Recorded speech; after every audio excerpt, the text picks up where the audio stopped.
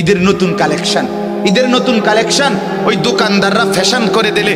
গত বছর কাম এদিক দিয়ে দিছে, এবছর এদিক দিয়ে কাপড় একটা টুকরা বাড়ায় দিছে, ওই যে এটা এবার নতুন আসছে। এই ছাগলামি ছাড়া আর কি? কথা বলেন না কেন?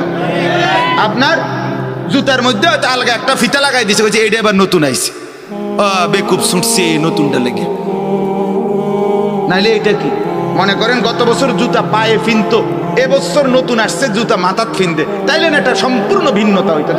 লেটেস্ট আসছে, এটা নতুন আসছে, এবারের জুতা মাথাত ফিনতে, তাইলে না একটা দারুণ হইলে। গত বছর জুতা তো পায়ে ফিনছে, এবছরের জুতাও তো কোথায় ফিনবে? নতুন এলো কি? নতুন কি আসছে বলেন? এই জন্য এটাকে ঠাট্টা মনে করবেন না, বরং দয়া করে মাহে রমজানকে কদর করে নিজেদের মা বোন স্ত্রী কন্যা ছেলে মেয়েদেরকে এই বাজার, এই দোকানদার, এই ফালতু কেনাকাটার পিছনে আল্লাহর দেওয়া এত বড় নিয়ামতকে প্রত্যাখ্যান করবেন না।